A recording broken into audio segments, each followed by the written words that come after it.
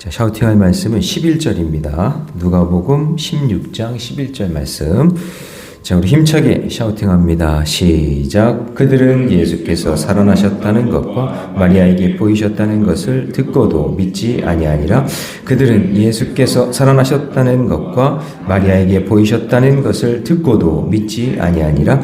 그들은 예수께서 살아나셨다는 것과 마리아에게 보이셨다는 것을 듣고도 믿지 아니하니라. 마가복음 16장 11절 말씀. 아멘. 네, 예수께서 살아나셨다라는 제목으로 하나님 말씀 함께 나누겠습니다. 자, 드디어 2026년 부활절 새 아침이 밝았습니다. 오늘 여기 계신 분들이 우리 교회에서는 부활의 소식을 가장 먼저 듣는 분들이 되셨습니다. 축하드립니다. 우리 옆에 분 인사하겠습니다. 예수님 부활하셨습니다. 네, 그래요. 네, 그래요. 자, 하나님께서 오늘 마가복음 16장을 통해 부활신앙이 어떻게 시작되었는지를 잘 알려주시고 계십니다. 자, 여러분 잊지 말아야 될 것이 복음의 핵심 3인방이 뭐냐면 예수님의 십자가, 부활, 승천 요 세 가지입니다. 복음의 핵심 3인방 예수님의 십자가, 부활, 승천. 십자가는 인간의 죄의 문제를 해결해 주신 것이고 부활은 인간의 죽음의 문제를 해결해 주신 것이고 승천은 인간의 영생의 문제를 해결해 주신 것입니다. 그 중에서 부활은 사망 권세를 이기신 복음의 정수입니다. 복음의 정수. 어쩌면 성탄절보다 부활절이 훨씬 더 중요한 가치를 가지고 있는 겁니다. 대부분 성탄절은 굉장히 기뻐하고 막 행복해하는데 부활절은 그만큼은 아닌 것 같아요. 그렇지만 부활이 복음에 있어서 정수입니다. 가장 중요한 핵심. 그래서 우리가 부활을 어떻게 맞이하는가를 보면 그 사람의 신앙의 정체성을 알 수가 있습니다.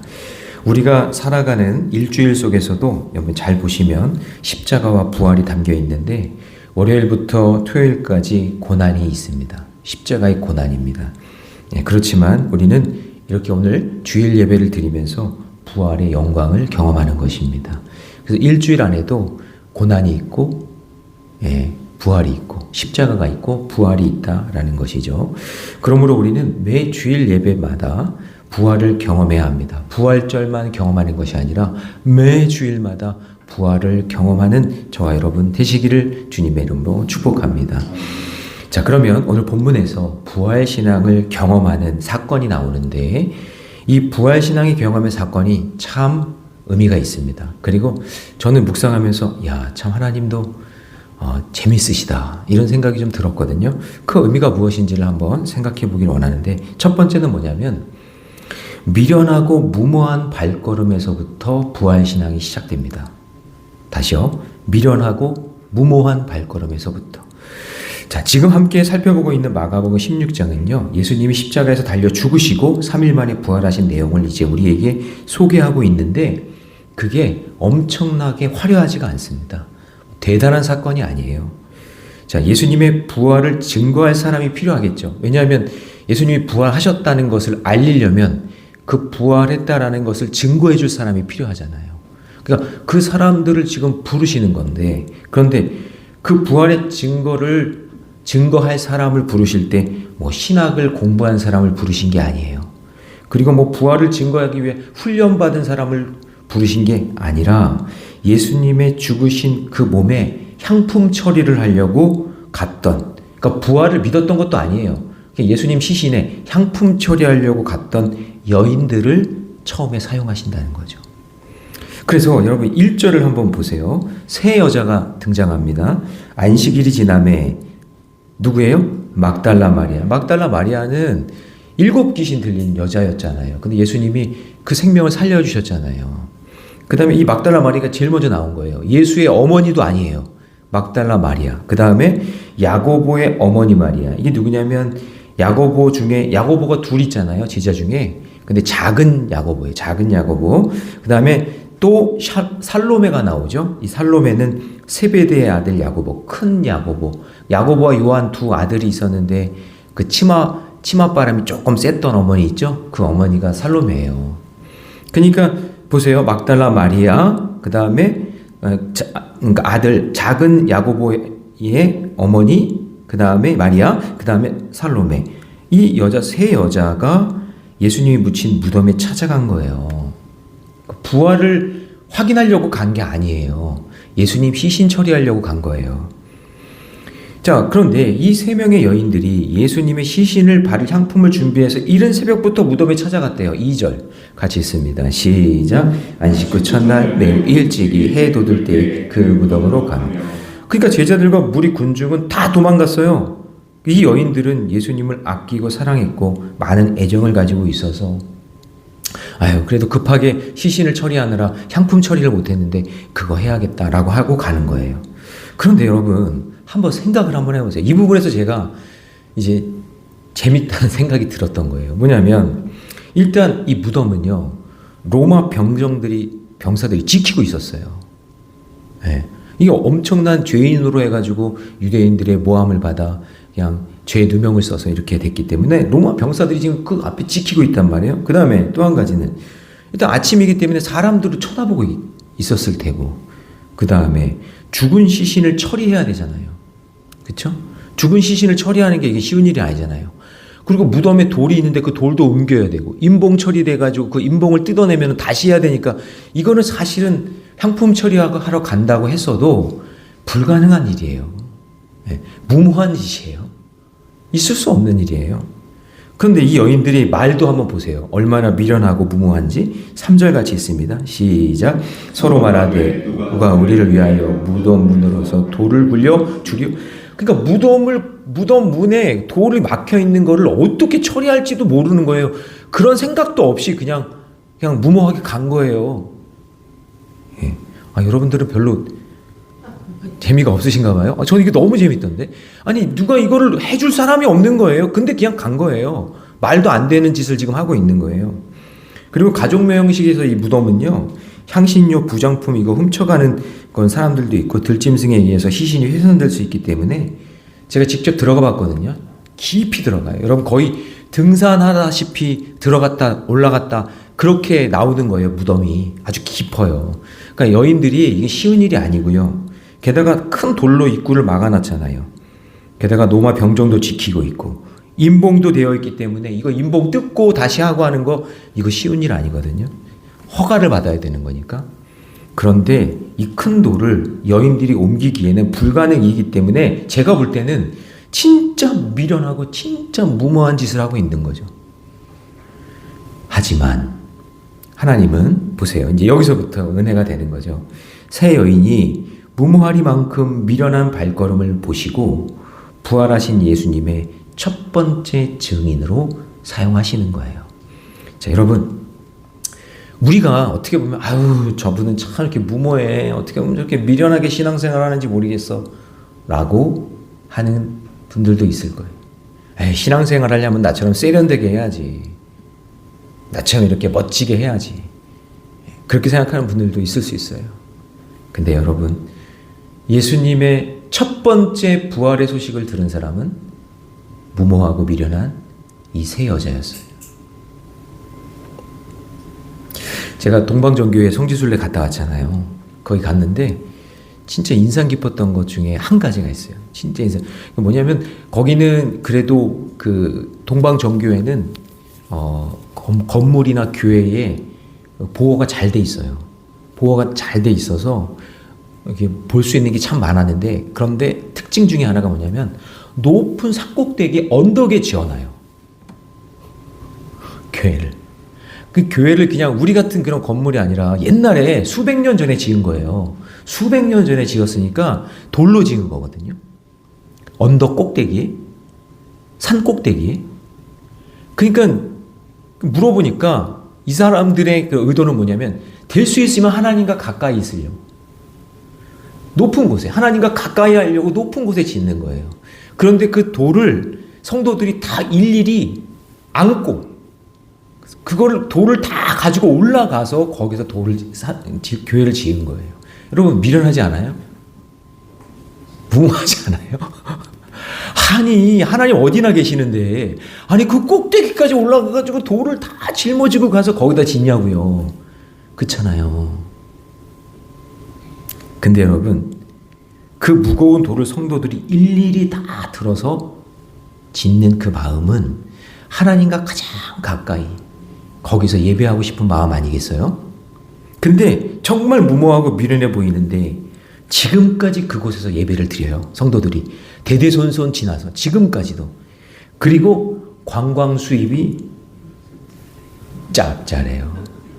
그러니까 뭐예요? 그 후손들이 진짜 미련하고 무모하게 하나님과 가까이 가서 예배 드리려고 그렇게 돌도요 작은 게 아니야. 그냥 이런 돌이 아니라 내 몸만한 돌을 그냥 짊어지고 가는 거예요. 그래서 그걸 진 거예요.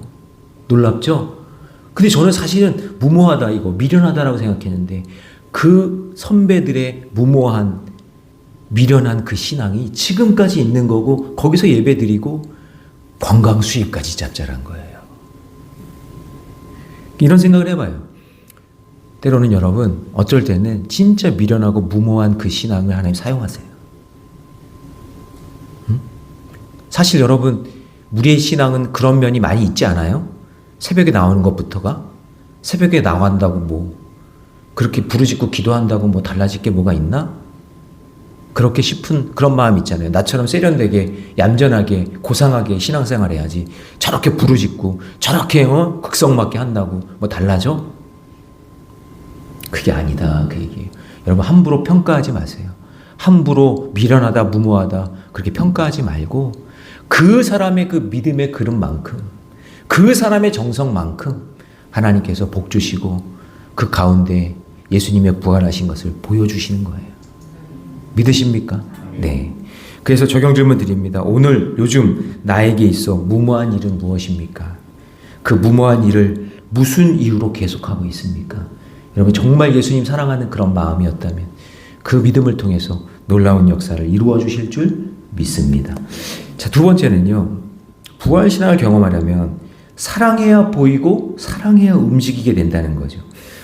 자, 놀라운 것은 이 여인들이 도착하기도 전에 이게 참 놀라운 거죠. 무덤 문이 열려 있었다는 거죠. 자, 우리 4절 말씀 같이 있습니다. 시작. 눈을 들어본즉 벌써 돌이 굴려져 있는데 그 돌이 심히 크더라. 어쩌면 그 당시에 예수님에 대해 불쌍히 여기는 마음을 가진 사람들은 표현을 안 했을 뿐이지 많이 있었을 거예요. 아유 불쌍하다. 아유 젊은 나이에 저렇게 죽었네. 이런 사람이 있었겠죠. 그런데 불쌍히 여기는 것에서 멈추고 부활에 대한 믿음이 없으니 에휴 그렇게 해봤자 소용없었어. 그래 에휴 그냥 한낱 불장난에 불과하네. 이제 잊어버려. 괜히 있다가 불똥 튀면 너희도 위험할 수 있어 하면서 다 도망갔겠죠. 무덤에 가봤자 소용없어. 막 그랬겠죠. 향품 처리하러 간다고 하니까 이 세 여자가 간다고 하니까 아유 그렇게 할 필요 없어. 이미 죽었는데 무슨 소용이 있어. 막 그러면서 사람들이 그렇게 얘기했겠죠. 그러나 이 여인의 마음속에는 예수님을 향한 간절한 사랑이 있었던 거죠. 이 사랑이 불가능한 상황 속에서도 그들을 움직이게 만든 거예요. 그래서 간절히 사랑하면요 얼굴만 보이는 것이 아니라 표정도 보이고 마음도 보이잖아요. 저는 아이들 얼굴 보면은 잘 못 느끼는 게 있는데 집사람은 아이들 표정 딱 보더니 얼굴만 보는 게 아니라 표정도 보더니 너 배고프구나. 다 배고픈 것까지 다 알더라고요. 그러니까 여러분 간절히 사랑하잖아요. 그러면 움직여요. 무덤이 열려요. 무덤 안으로 들어가는 거예요. 이게 참 놀라운 신비예요. 이게 믿음 아니에요? 이거 설명이 안 되는 거잖아요. 아니 처음에 가면서 무덤문 그거 돌문은 어떻게 열지? 그런 마음으로 무모하고 미련하게 갔는데 하나님이 그 문을 이미 열어놓으시잖아요. 그러니까 이게 믿음이라는 거예요. 그 믿음은 어떻게 우리가 머리로 생각으로 이론으로 설명이 안 되는 거예요. 내가 미련하지만 무모하지만 사랑하는 마음으로 가면 하나님이 열어주시는 거예요. 그게 믿음이에요. 그래서 5절 말씀 무덤으로 들어가잖아요. 자, 5절 같이 있습니다. 시작. 무덤에 들어가서 흰옷을 입은 한 청년이 우편에 앉은 것을 보고 놀라매. 아니 처음에는 무덤을 어떻게 열리나 그것까지 걱정했었는데 무덤 안으로 들어가요. 이 여인들이 바람이 실현되는 모습을 보여주는 거예요. 게다가 그 청년은 천사예요. 천사인지도 몰라. 그냥 청년이라고 얘기해. 예? 그러니까 6절 말씀 보니까 청년이 이르되 놀라지 말라 너희가 십자가에 못 박히신 나사렛 예수를 찾는구나. 그가 살아나셨고 여기 계시지 아니하니라. 보라 그를 두었던 곳이니라. 예수님의 부활의 첫 번째 소식을 이 여인 3명이 딱 듣는 거예요. 놀랍죠? 예. 그래서 여러분 무모하고 미련하지만 사랑했기 때문에 이 소식을 들을 수 있었던 거죠. 자, 이 여인들은 그저 예수님의 시신에 향품 처리하려고 미련하고 무모한 마음, 사랑한 마음으로 온 거예요. 그러나 상상하지 못한 일을 경험합니다. 인류 최초의 예수님의 부활 소식을 듣게 됩니다. 자, 그러자 거기 있던 천사가 여인들에게 이렇게 말합니다. 7절 시작. 가서 그의 제자들과 베드로에게 이르기를 예수께서 너희보다 먼저 갈릴리로 가시나니 전에 너희에게 말씀하신 대로 너희가 가서 배우리라 하라 하는지라. 그러니까 예수님이 부활하셨다는 소식을 전하라는 얘기죠. 여러분, 그래서 복음서도 그렇고 성경 전체도 그렇고 전부 다 영혼 구원에 초점을 맞추고 있는 거예요. 여러분, 교회의 모든 사역은 영혼 구원에 초점을 맞추고 있어야 돼요. 성가대가 찬양하는 것도 우리가 부서마다 사역하는 것도 다 영혼 구원에 초점을 맞춰야 되는 거예요. 그래서 영혼 구원을 위해 누군가가 전했기 때문에 기록된 것이고 그 기록을 지금 우리도 듣고 있는 거죠. 그러니까 이 세 여자가 부활했다는 그 소식을 듣고 끝나는 게 아니라 그랬으면 우리까지도 전해지지 않았겠죠. 이 세 여자가 듣고 그것을 전했기 때문에 영혼 구원을 위해 전했기 때문에 저와 여러분까지 이렇게 믿고 믿음의 길 걷는 거 아니겠어요? 예, 그래서 이 모든 것이 사랑으로부터 시작됐다는 것을 꼭 기억하시기 바랍니다. 적용 질문 드립니다. 나에게 있어서 영혼 구원을 막는 큰 돌은 무엇입니까? 오늘 나는 부활의 깊은 소식을 사랑의 마음을 담아 전할 사람은 누구입니까? 여러분들이 오늘 이 새벽에 이 아침에 제일 먼저 부활의 소식을 들었으니까 여러분들 오늘 가셔서 부활의 소식을 전하시기를 바랍니다. 영혼 구원을 위한 사랑의 마음으로 부활의 기쁜 소식을 전할 수 있기를 주님의 이름으로 축원합니다. 자, 세 번째요. 부활의 신앙을 경험하려면요. 말씀을 잘 듣고 믿어야 된다라는 이제 결론이 나와요. 자, 예수님의 이제 부활 소식을 세 여인이 들었지만 부활하신 예수님을 만난 첫 번째 주인공은 또 있어요. 자, 3명이 소식은 들었죠? 3명이 소식은 들었는데 부활하신 주님을 만난 여자는 한 명이에요. 자, 9절 말씀 같이 읽습니다. 시작. 예수께서 안식 후 첫날 이른 아침에 살아나신 후 전에 7 귀신을 쫓아내어 주신 막달라 마리아에게 먼저 보이시니. 그러면 여러분 이렇게 정리할 수 있겠죠.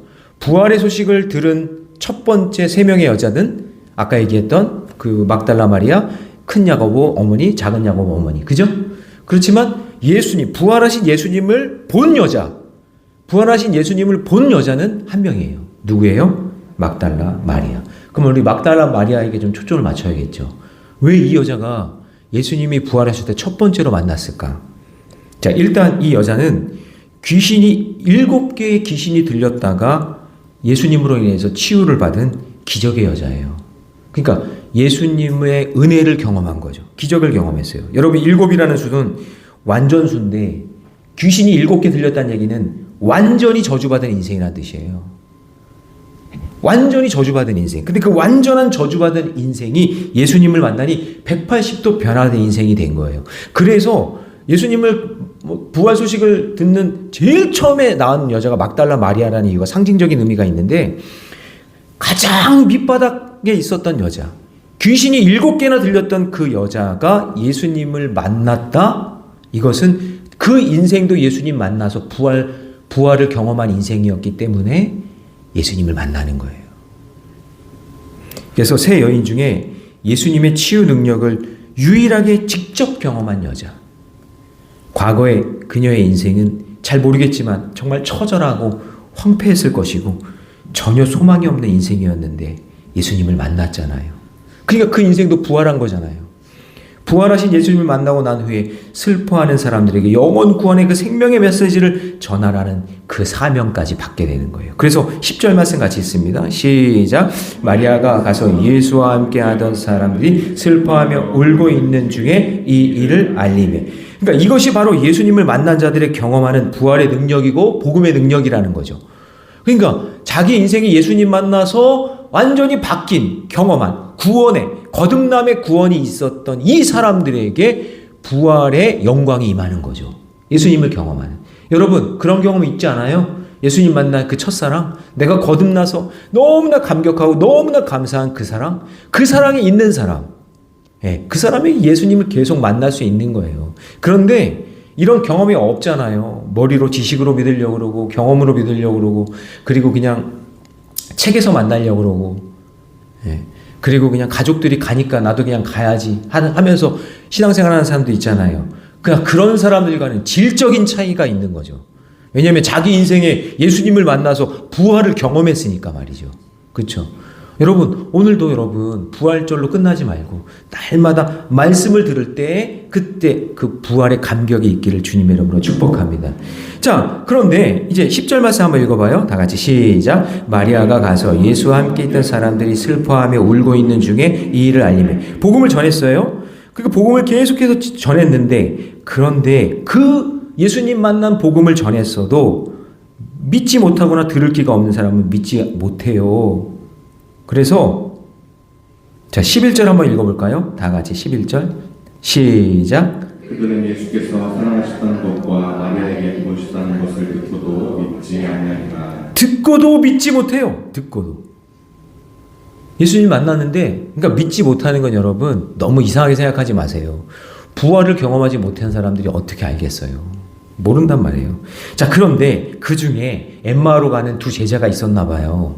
자, 그 복음에 대한 능력을 들었던 사람들 중에 12절 보니까 그 후에 그들 중 두 사람이 걸어서 시골로 갈 때에 예수께서 다른 모양으로 그들에게 나타나시니 그 예수님 만나주신 거죠? 예수님 만나고 말씀으로 풀어주니까 이 사람들도 예수님을 경험하게 됐죠. 그 부활하셨다라고 증거하게 되는 거예요. 자, 그러면 특징이에요. 특징 뭐냐? 아, 마리아도 예수님을 만나서 예수님의 말씀을 통해 변화된 인생이고 엠마오로 가는 두 제자도 예수님을 만나서 말씀을 듣고 변화된 인생이네요. 그게 결국 공통점은 뭐예요? 말씀이에요. 말씀을 들은 거예요. 자, 그러면 여러분 이런 생각을 할 수 있겠죠. 예수님의 말씀을 듣지 못하면 진짜 말씀을 믿지 못하면 구원의 역사도 일어나지 않는 거죠. 그래서 여러분 13절 보세요. 같이 있습니다. 시작. 두 사람이 가서 남은 제자들에게 알렸으되 역시 뭐예요? 그러니까 예수님의 말씀을 듣지 않으면 믿지 못하는 거예요. 이게 사람의 말로만 들리는 거예요. 자, 그러면 어떻게 해야 돼요? 이제 예수님은 이제 부활하셨고 승천하셔서 이게 우리 곁에 없는데 그렇지만 우리에게 말씀이 육신이 되어 오신 예수님의 이 말씀이 우리에게 있죠. 예수님의 육화되신 말씀이 우리에게 있기 때문에 이제 부활 이후부터는 우리의 믿음은 하나님의 말씀을 들음에서부터 나기 시작하는 거죠. 예수님이 다 여러분들에게 나타날 수 없잖아요. 이제 눈으로 보이는 그런 분이 아니시니까. 그렇지만 말씀이 있으니까 그 말씀을 들을 때 예수님을 만나게 되는 거죠. 그래서 말씀이 중요한 거예요. 그래서 예수님이 도마에게도 그랬죠. 옆구리 그 창자국에 한번 내가 손가락 한번 넣어볼래요. 그래야 내가 믿겠어요. 그랬더니 예수님이 뭐라 그래요? 보고 믿는 것보다 보지 않고 믿는 것이 복되도다 그랬어요. 복되도다. 그러니까 이제는 예수님은 뭐 육신을 만지거나 이제 부활하신 그 주님을 만나는 게 아니라 이제 육화 되신 말씀으로 오신 그분을 진정으로 믿을 때 부활하신 그 주님을 경험하게 될 줄로 믿습니다. 그러므로 우리가 말씀이 육신이 되어 오신 예수님을 자꾸 보고 자꾸 읽고 읊조리고 그 말씀을 묵상하다 보면 그럴 때 우리 안에 믿음이 성장하게 되고 부활하신 그 주님을 내 인생의 위기 가운데 있을 때, 내 인생의 힘든 가운데 있을 때, 정말 부활이 필요할 때 그때 나를 만나주시게 될 줄로 믿습니다. 할렐루야. 네. 적용 질문 드립니다. 내가 믿는 부활신앙을 누구에게 전하고 있습니까? 나는 말씀을 통해 부활신앙을 점검하고 있습니까? 네, 오늘도 선포되는 말씀 속에서 주님을 경험하시고 그 부활의 주님을 전할 수 있는 축복의 통로가 되시기를 주님의 이름으로 축원합니다.